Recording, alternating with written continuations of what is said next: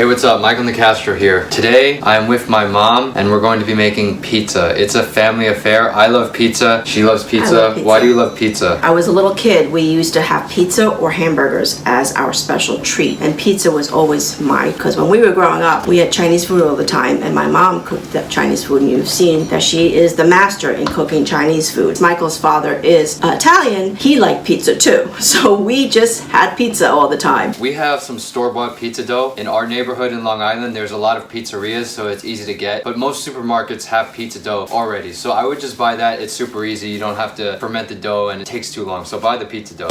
So we're gonna make two types of pizza today. A red sauce pizza, and my mom's gonna make a white pizza, so no sauce. So for my pizza, I'm gonna use some leftover meatballs, some that my papa made. There we go, like this. Is this okay? Yeah, good. Put on one side. I want to leave a little space for the sausage.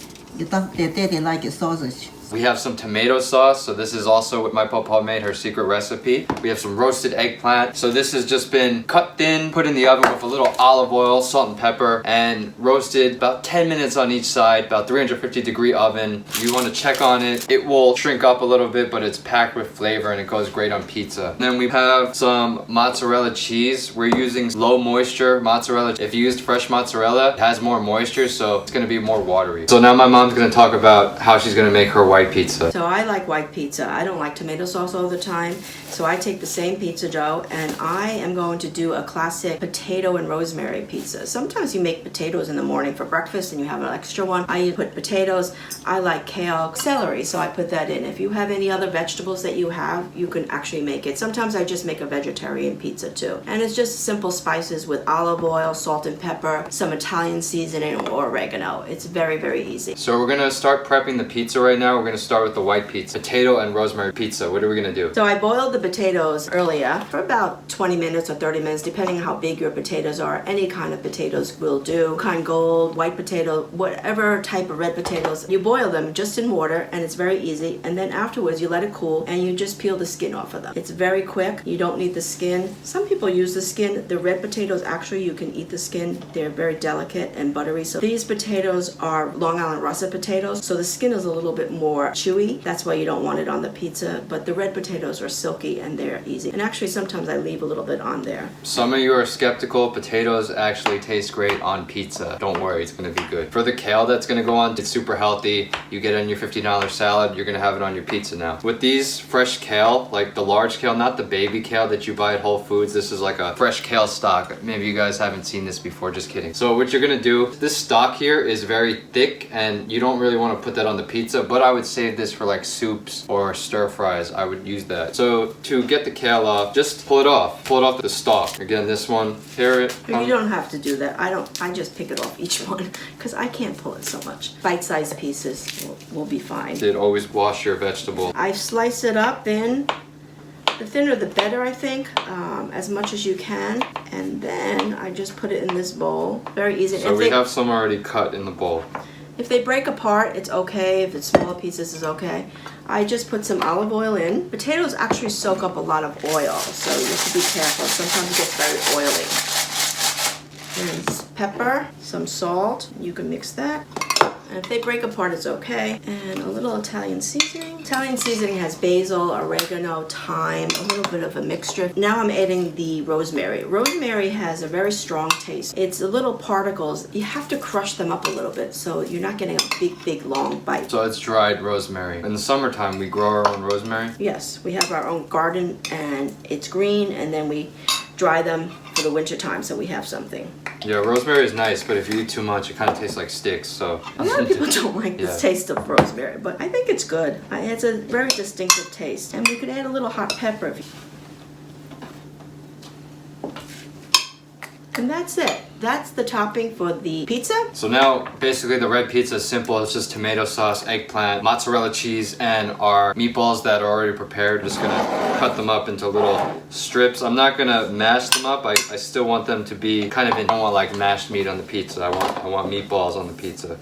but it doesn't have to be perfect. I just forgot to mention, this is our mozzarella cheese. We used a grater like this just to grate some. If you don't have a grater, just use a knife and kind of cut into small chunks. I think that's enough cheese. I'm just gonna put this to the side. We also have some Parmesan cheese too. And then I have my meatballs set up for the red pizza. The eggplant, they're big pieces. I'm just gonna cut them into smaller bite-sized pieces. You can leave them whole, but if you don't want to, you don't have to. And I am going to put a little bit of flour on the counter. And be careful when it comes out of the bag. The air will be sort of risen. The pizza dough is very light and fluffy now, so you don't want to break the air in here, so you have to be very gentle with the pizza dough. I suggest when you buy it from the store that you leave it out for a couple of hours to get a little bit warmer. And if you look closely, there's a lot of bubbles and air pockets in there. It's because of the yeast rising again. And you'll see once it starts to pull and get very big. So you get a little piece and it starts to get very big. In order to not have the flour and the pizza dough, because it's kind of sticky, you have to also flour the rolling pin, and then it'll roll much nicer. And you can just press it a little bit, and you see that if you put a little flour on the board, it works really well. And you'll see. Any kind of cooking sheet pan. This one we use for cookies or whatever. And if you have cornmeal is the best. It's made with corn and a little bit of flour. It makes the pizza dough a little bit crispier, and that makes it a little bit nicer. So a little bit of the cornmeal makes it really nice. But if you don't have it, I also use flour. It's good. So you see here, I pretty much pulled it out as much as I can, almost to the size of the pan. I don't know if you can see. And don't worry about if you have hole pockets or anything. And then I just put it right into the pan. Nice. So you see that? It's a nice flip. Let's see if he can do that. I've been eating a lot of pizza my whole life. Maybe when I was 8 years old, a fat kid, I had a pizza party. I had many pizza parties actually. There used to be a pizza restaurant very close by. It was called Pizza Tonight, and they used to have New York style pizza, but they added something crispy. It was like panko breadcrumbs. So it reminds my mom of that by adding a little cornmeal. I also worked at a pizza restaurant in New York City called Marta. It was a fancy pizza restaurant, and it was Roman style thin crust pizza. So what that means, it was kind of like a crackery crust, and it was different from the Roman style pan long pizza. Traditionally, Italians have a Neapolitan style pizza, which is the birthplace of pizza in Italy, and that's going to be more tender, more soft. It kind of falls apart. But the Roman style pizza is thin and crispy, so it's different. And then there's the Roman style pan pizza called pizza al taglio, which means pizza by the slice. So this is kind of our take on that.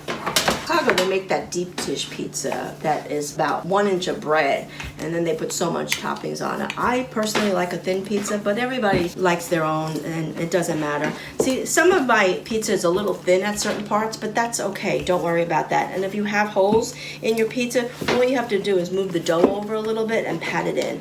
And you see sometimes the edges are a little bit not to the edge. That's okay too, because you can just push it there, and once we add the toppings, it'll stay close to the edge. Do you need help? Got this. Yeah, when I worked at Marta, for their pizza, they never tossed it up in the air. They always rolled it out with a rolling pin, because for our type of pizza, we didn't want air pockets. We just wanted a nice, flat, crispy crust. A lot of those Neapolitan style pizzas, they're very soft and they have big air pockets. We don't want that, so we're not like throwing it up in the air, you know. We're just using a rolling pin to roll it out. Mom likes the cornmeal. I like the cornmeal. It makes it a little crispy. Yeah, my birthday party at the Pizza Tonight restaurant, I still remember it. It was like one of the best days of my life. We had pizza making kids parties too. Okay, go ahead, see if you can do it. Oh, I got a hole in it. That's okay. Alright, so if it gets holes in it, it's okay? Right. It's not the end of the world. See, he has a hole in his, but that's okay. And you see, if it doesn't go to the ends, don't worry about it. We'll push it through. You're going to go home and say, oh my goodness, mine is not at the end. You'll see when we put the toppings, it will go to the end. And if it has a little hole, all you have to do is just push it together, almost like when you're making dumplings, when you're crimping it. It's the same thing. I'm fixing Michael's pizza a little bit. I just want to tell you a quick tip that if you roll it from the center, your dough will get very thin in the center. So the idea is to roll it from the corners.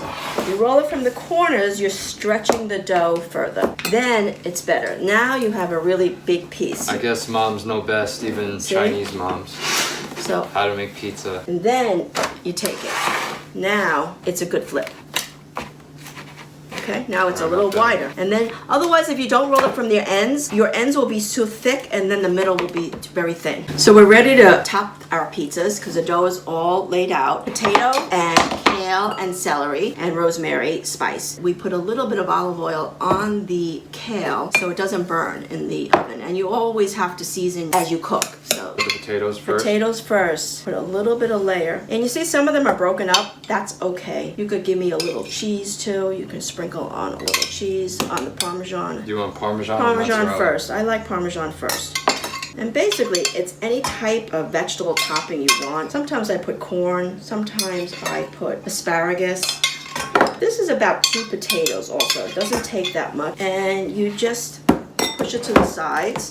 And basically, that's it. And then we top it with the kale in a few minutes. So you see, you're gonna add mozzarella to that or not? I'm gonna add mozzarella too. But you see how before my ends weren't to the end? See, now that you had the toppings, you could just push it out and it works. You mean push it down Push it down and then push the potatoes onto the corners and you'll see that now the corners are fine. The pizza's not gonna stick to the pan? No, because you have the flour and the cornmeal. We'll add some cheese and a little bit of parm, and that's it. And we have here our kale bits. Oops. And we put our kale bits on top. Nice.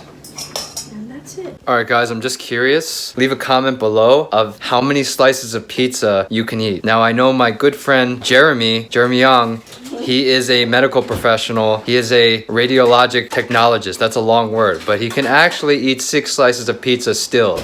Okay, he's not 18 years old, he could still eat it. I can't eat 6 slices of pizza. I want to, but I can't. So leave a comment in the description below of how many slices of pizza you can eat right now, all right? While she does that, I'm gonna make the red sauce pizza. So I'm not gonna lay the base of the pizza with tomato sauce. I wanna do light tomato sauce. So I'm gonna put a row of the meatballs down first. I'm just gonna break it up a little bit. Here we go. So now the eggplant that's been chopped, right? We used to have an eggplant pizza at Marta that I really liked. It was called pizza alla norma. So norma is a classic Italian pasta with ricotta salata, so dried ricotta cheese and flash fried eggplant. It was delicious. Now I'm just gonna add some streaks of sauce over the top. I'm not gonna add so much, just a light coating of sauce. Man, growing up, I ate pizza very often. Like in my hometown, it's basically like Guido, Italian American. Like everyone on my baseball team, their name ended in a vowel, like A-E-I-O-U. I fit in because my name is Castro, but I'm a Chinese kid on the team. Anyway, there was like pizzerias in our hometown. They're still here. King Umberto's, Prince Umberto's of New Hyde Park. It's everywhere. So we had so much variety. During the summertime from school, I would go to a pizza store with my friends and it was like $1.50 a slice, and I would just save up all my money and get a slice. Even if I'd eat dinner, I would just get a slice of pizza for a snack. So I added the sauce and now I'm just gonna top it off with some cheese. Again, I didn't put so much sauce. I don't want so much sauce, just a little bit. Now some mozzarella cheese. Okay, so we have our pizzas ready. We have the potato and kale and celery pizza, looks nice. And then we have our eggplant and meatball pizza. We add a little bit more sauce on the side. These are ready to go. We set the oven to 455, super hot, because when you're cooking pizza at home, you want to get that oven really nice and high, super hot, but be careful and be sure to keep an eye on it. In the meantime, while the oven's getting preheated, what are you gonna show them? I'm gonna go show you a special trick. If you can't find pizza dough, you can always go to the grocery store and get English muffins. Sometimes we don't have the pizza dough and it's very quick and you can make it yourself. You take your rolling pin and the English muffin and you roll it out. Just like this. Just like that. It's a quick trick. Wow, look how thin it got. And it got super thin, and you're pushing it from the corners again, like I said before. If you do it from the middle, it's not gonna stretch. Yeah. So you have to do it from the ends. You see how I'm doing that? It's like when they ask you if you like it spicy or not, I always say like mild. I'm always in the middle. So you can see the difference, how it stretched out from one to another. And this is your base for pizza. So you can put this on, and we'll just make a tomato and cheese one. That's it. And I'll roll that out, and you can just put the sauce and the cheese. This is great for kids too, if you wanted to do it with your kids. And I also, sometimes if I have leftover tofu or any Asian vegetables. Yeah, you made a nice tofu pizza. I love tofu pizza. I put tofu on my pizza. Put the kale. Some kale on top, or a little bit more sauce on top. Just a little bit. Sesame seeds that have been roasted. I like a lot. It adds a nice flavor, so I'm gonna add a lot. Okay, put the other And top. then I'll put the top on. And the other side, and the other. Oh, the other way. Yeah. There we go. Okay. So I'm gonna cut this open for you guys.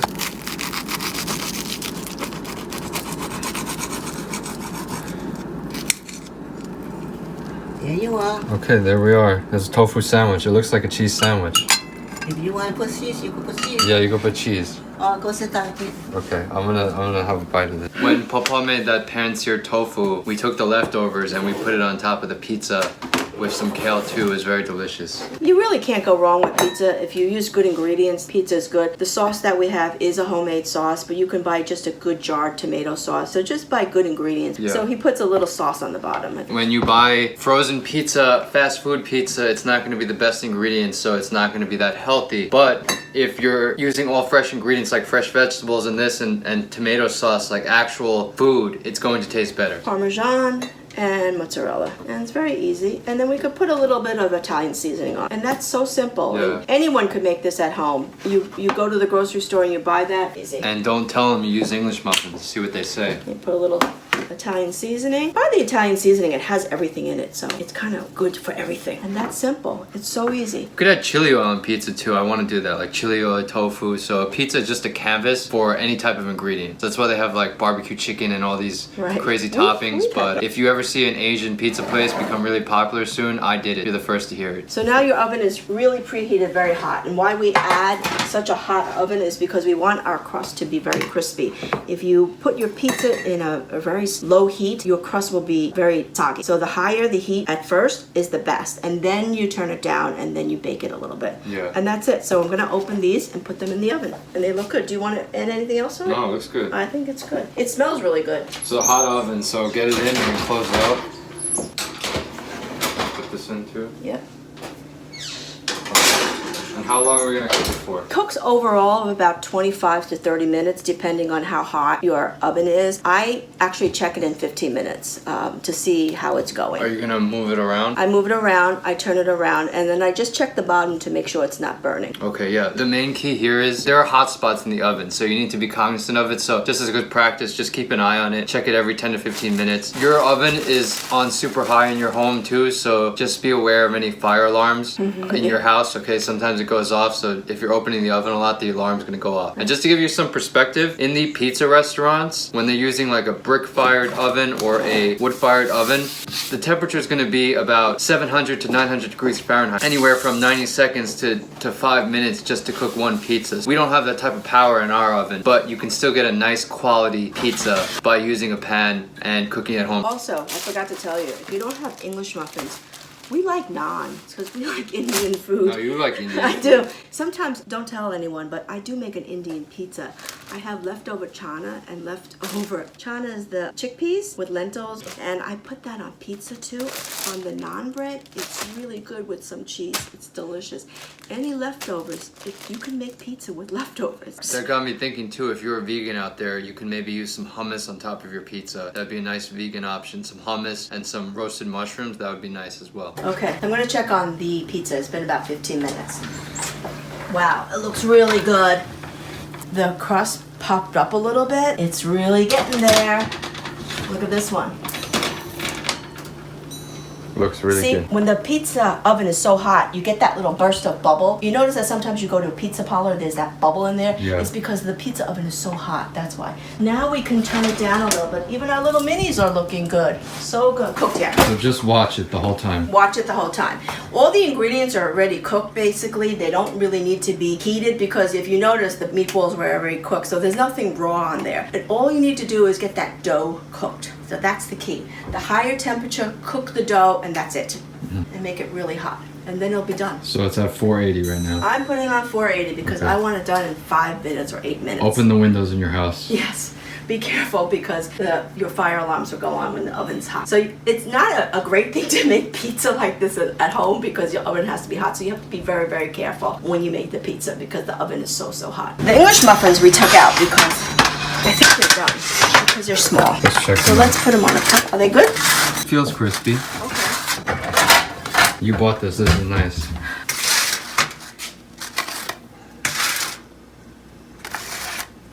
Oops. Oh, look, see? So you're just taking it out and Whoa. rotating it. Wow, look, it's crispy.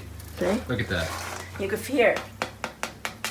It's kind of like a Sicilian style pizza in Long Island, like a nice thick crust pan pizza. I like that too. A few more minutes and we're done. That's it. They got the pizzas, pizza time, Pizza time. pizza time. So I'm gonna take out Hot my oven, be pizza. careful. Ooh, wow. Super hot. Look, it's bubbling. Okay. Now, you don't have to have this, but I like to cut it on the board. It's better. Yeah, okay, you take out yours and I'll take out mine. So I'm gonna put this right here on the board. Just do a double lift, and that's it. Now, Nice. get yours done. Always use gloves or mittens, alright? Behind. Okay, very good. Ooh, that looks good too. First, Nice, close the nice, oven.